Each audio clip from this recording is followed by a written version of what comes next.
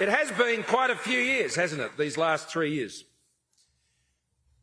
Floods, fires, drought, pandemic, mouse plague.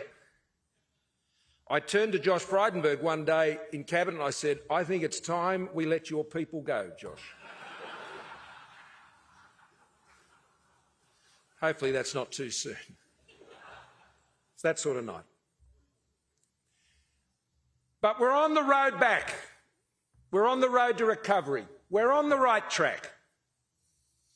But we know the future remains challenging.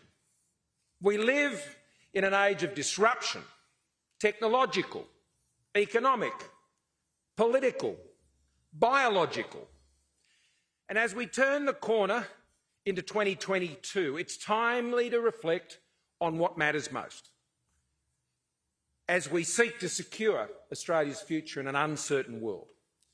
The pandemic has touched every aspect of our lives: how we live, how we work, how we connect with one another.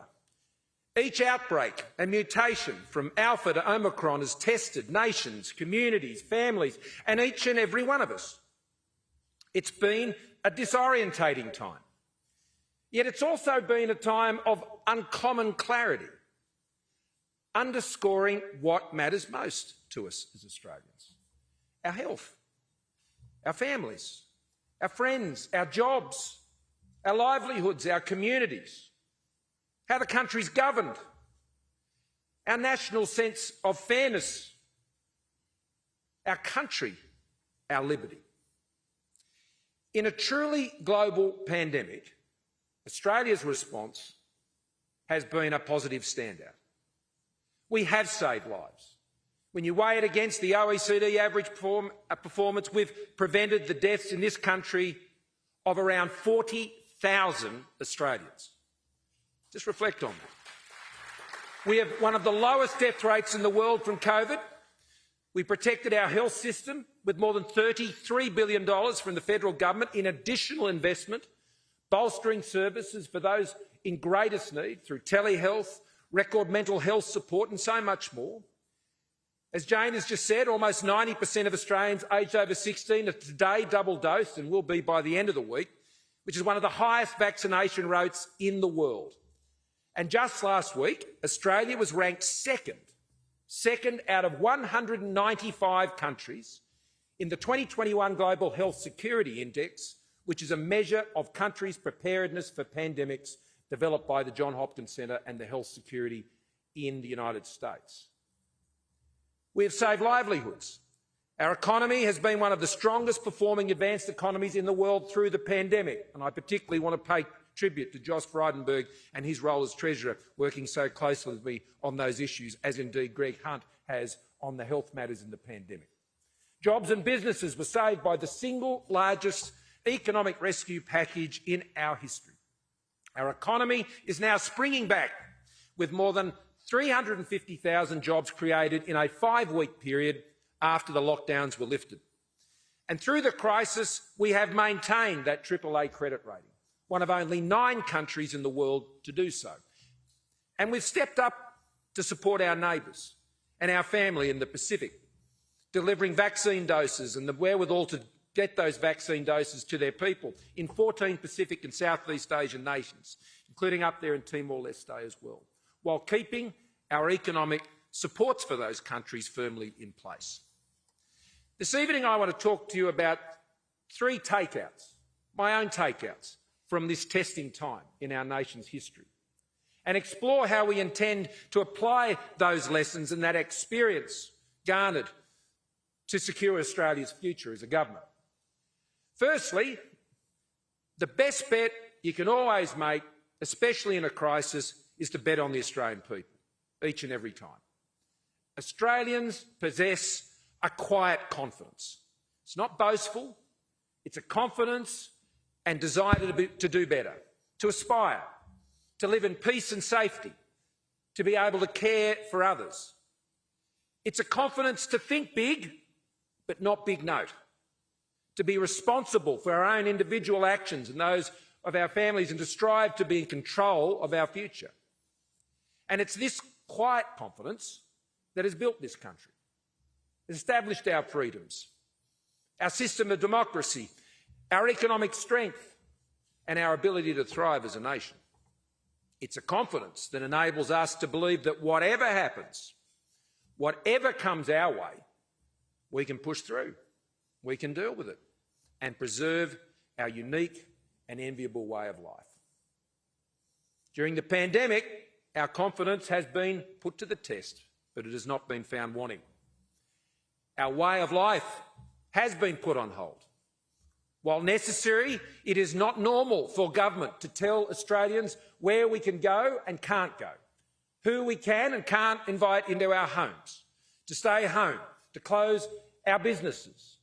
It's not normal to keep track of where we've been, not be allowed to visit friends or relatives, to go to funerals and to weddings, or go out to dinner or to the pub.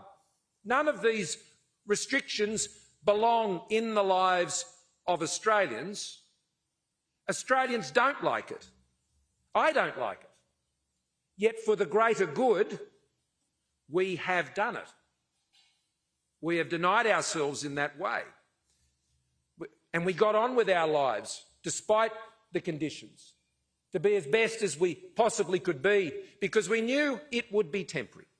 We knew that on the other side was something that we will never, if ever we did, take for granted again: our freedom. And so Australians kept their side of the deal. And it is now time for governments to keep theirs, to step back and let Australians step forward, to put Australians back in charge of their own lives, relying on the connecting points and relationships that exist between the state and the individual that bridge the gap: our communities. Edmund Burke's, as former Prime Minister Howard, I still think of him that way, as John Howard would say, Edmund Burke's little platoons, the myriad networks of family, faith groups, schools, workplaces, big and small, sporting clubs, book clubs, you name it. Why do I stress this? Because I believe that some on the left of politics will draw precisely the wrong lessons from this pandemic, where it is viewed as a pretext for more expansive government, a greater government role and reach into society across economic, social and cultural domains. They sometimes refer to it as build back better or build back stronger, but that's what they mean. This would be a profound misjudgment in light of both our liberal democratic inheritance and what lies in front of us as we secure our recovery. The reach of government in this pandemic is not some new norm, and it will not be under our government. It has a use-by date. You know, by instinct, more than ideology, Australians support effective, practical, yet limited government. An enabling partner, not a meddling busybody overseer.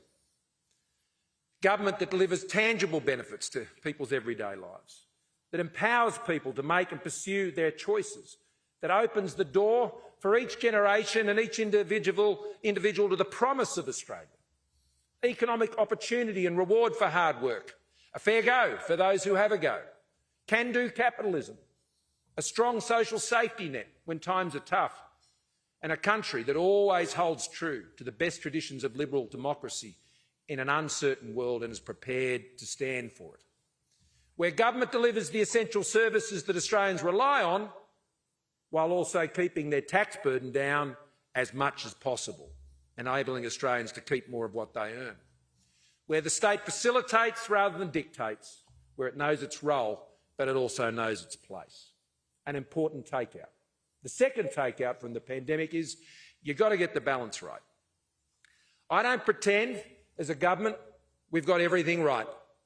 No nation has through this pandemic.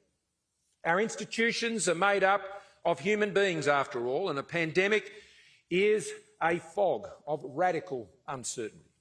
There is no guidebook. And nor do I pretend that those of us who have been in positions of leadership and public responsibility were able to agree on everything. It's not how pluralist democracies work, and it's certainly not how federation works. Federations are designed to have appropriate checks and balances on centralised power. As a federal cabinet, we have made the big calls, and by and large, I think we've got the balance right. We called the pandemic before the rest of the world and shut our borders. National emergency biosecurity orders were enacted. We made it clear that our job was to save lives and save livelihoods, that there was to be a balance struck right from the outset. The National Cabinet was established at leader level to coordinate responses at that level as best as possible. It has met a gruelling 57 times. The National Cabinet is not perfect, but it's certainly better than what was there before, having experienced both. And we have done better as a nation in our federation than almost any other federated system in the world.